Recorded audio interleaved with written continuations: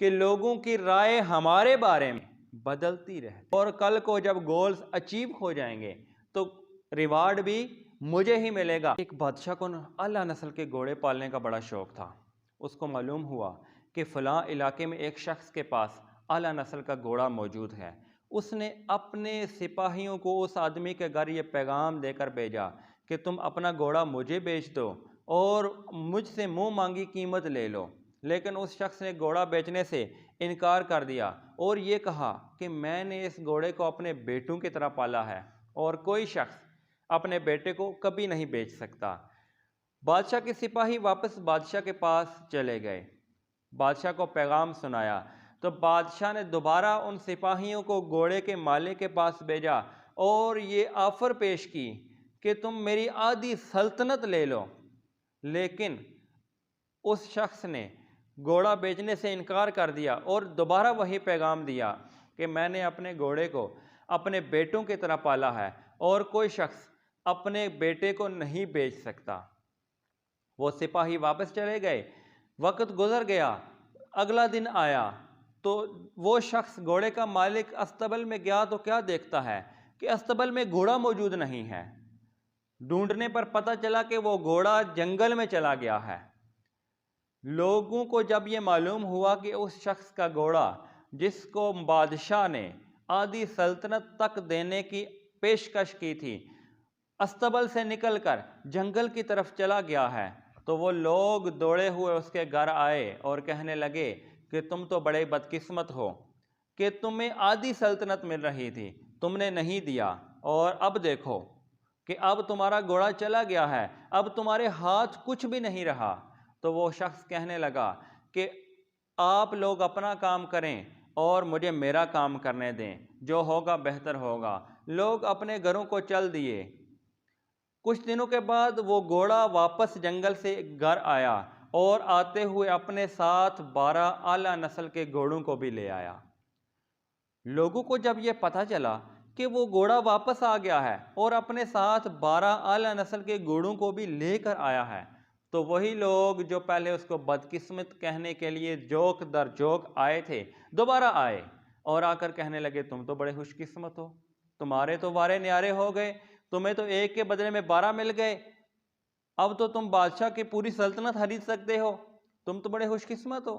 وہ شخص کہنے لگا کہ تم لوگوں کے پاس کرنے کو اور کچھ نہیں سوائے کمنٹس پاس کرنے کے، تم لوگ ہر بار آ جاتے ہو، پچھلی بار بدقسمت اور ابھی خوش قسمت کہنے کے لیے چلے آئے ہو، جاؤ اور اپنا کام کرو، مجھے اپنا کام کرنے دو۔ لوگ چلے گئے۔ ہوا کچھ یوں کہ کچھ دنوں کے بعد اس گھوڑے کے مالک کا بیٹا گھوڑے پر سوار ہوا، سواری کرتے ہوئے وہ گھوڑے سے گرا اور اس کی ٹانگ ٹوٹ گئی۔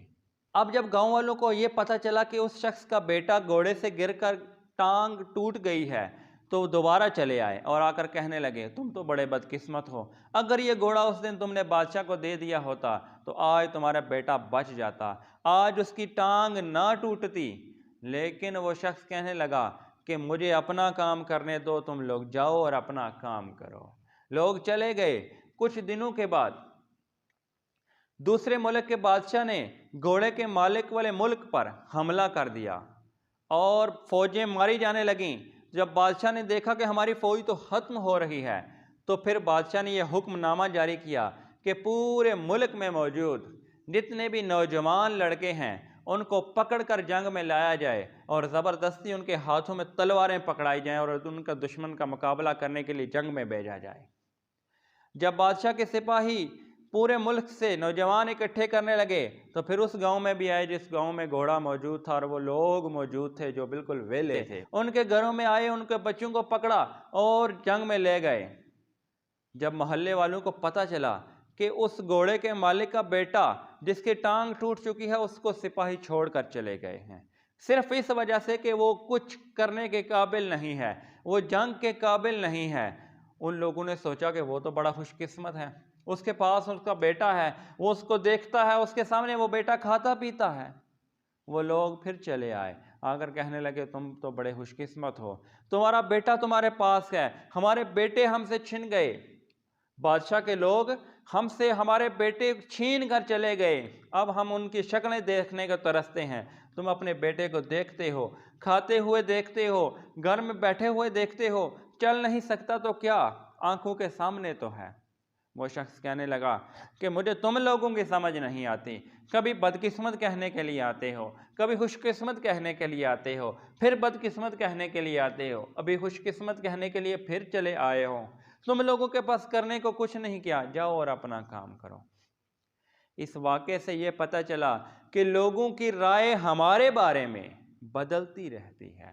کبھی بھی یہ نہیں ہوتا کہ جو لوگوں کی رائے آج ہمارے بارے میں ہے وہ کل بھی تھی اور کل بھی ہوگی، نہیں، لوگوں کی رائے ہمارے حالات کے ساتھ ساتھ بدلتی رہتی ہے، اور ہمارے حالات ہماری سوچ کے ساتھ ساتھ بدلتے رہتے ہیں۔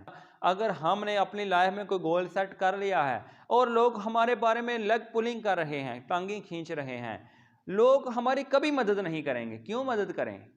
کیونکہ گولز میرے ہیں، قربانی میں نے دینی ہے، گولز میں نے سیٹ کیے ہیں، محنت میں نے کرنی ہے، اور کل کو جب گولز اچیو ہو جائیں گے تو ریوارڈ بھی مجھے ہی ملے گا، ان لوگوں کو نہیں ملے گا۔ لہذا اگر لوگوں کی وجہ سے آج ہم نے اپنی محنت کو ترک کر دیا تو کل یہی لوگ ہمیں بدقسمت کہنے کے لیے چلے آئیں گے، اور اگر ہم ڈٹے رہے اور اس بات پر کار بند رہے کہ ہم نے گول سیٹ کیے ہیں، ہم نے ان کو اچیو کرنا ہے، اور ایک دن ہم اچیو کر لیں گے، پھر وہی لوگ چلے آئیں گے اس گھوڑے کے مالک کی طرح، اس کے گھر میں جیسے آتے تھے، چلے آئیں گے اور آ کر کہیں گے کہ تم تو بڑے خوش قسمت ہو کہ تم نے اپنے گولز اچیو کر لیے، ہمیں یقین تھا کہ تم کر لو گے۔ لیکن اگر ہم نے پسپائی اختیار کی، آج ہم نے عذر پیش کیے، صحت کا بہانہ پیش کیا، مال کی کمی کا بہانہ پیش کیا، ذلالت کا بہانہ پیش کیا، ملک کا بہانہ پیش کیا، تو کل یہی لوگ آ کر کہیں گے تم بڑے بدقسمت ہو، تم نے محنت نہیں کی، تم نے کچھ اچیو نہیں کیا، دیکھو فلاں کا بیٹا یہ بن گیا، فلاں کی بیٹی کہاں چلی گئی، فلاں نے یہ بنا لیا۔ ہمارا وقت ہمارا ہے، 24 گھنٹے اللہ تعالیٰ نے ہمیں دیے ہیں اور وہ ہمارے ہیں، ہم کیوں ان کو لوگوں پر سپینڈ کرتے پھریں؟ لوگ اتنا ڈیزرو ہی نہیں کرتے بھائی، وہ لوگ ڈیزرو کرتے ہیں کہ ہمارا قیمتی وقت ہم ان کو دیں۔ بات یہ ہے کہ ہمیں پتہ ہی نہیں ہوتا کہ ہمارا وقت بڑا قیمتی ہے۔ یہ جو ہمارا وقت ہمارے پاس ہے، جو اللہ تعالیٰ نے ہمیں دیا ہے، اس کو یوز کر کے ہم کیا کیا کر سکتے ہیں، یہ اگر ہمیں پتہ چل جائے تو ہم بہت کچھ کر سکتے ہیں۔ دیکھیں، امیر اور غریب دونوں کے پاس ایک چیز بڑی مشترک ہوتی ہے، اللہ تعالیٰ کا انصاف دیکھیں، اللہ تعالیٰ نے غریب کو بھی 24 گھنٹے دیے، امیر کو بھی 24 گھنٹے دیے۔ غریب 24 گھنٹوں میں تھوڑا سا مال بنا پاتا ہے، امیر 24 گھنٹوں میں بہت سا مال بنا لیتا ہے۔ فرق کیا ہے؟ کیا اس نے کرپشن کی؟ شاید کی ہو، کبھی کبھی کرتے بھی ہیں، لیکن میکسیمم کیسز میں کیا تھا؟ ان کی مینٹیلٹی۔ غریب یہ سوچتا ہے کہ میں غریب ہوں، اللہ تعالیٰ اس کو غریب رکھتا ہے۔ امیر یہ سوچتا ہے کہ میں امیر ہوں، اللہ تعالیٰ اس کو امیر بناتا جاتا ہے۔ لہذا اپنی مینٹیلٹی کو چینج کریں، سوچ کو بدلیں، اپنے ساتھ تو انصاف کریں، اپنے ساتھ تو مخلص ہو کر رہیں۔ آج ہمارے پاس وقت ہے، آج چابیاں ہمارے پاس ہیں، آج چابیاں ہمارے ہاتھ میں ہیں، جب ہم سے لے لی جائیں گی تو پھر پوچھ گچھ بھی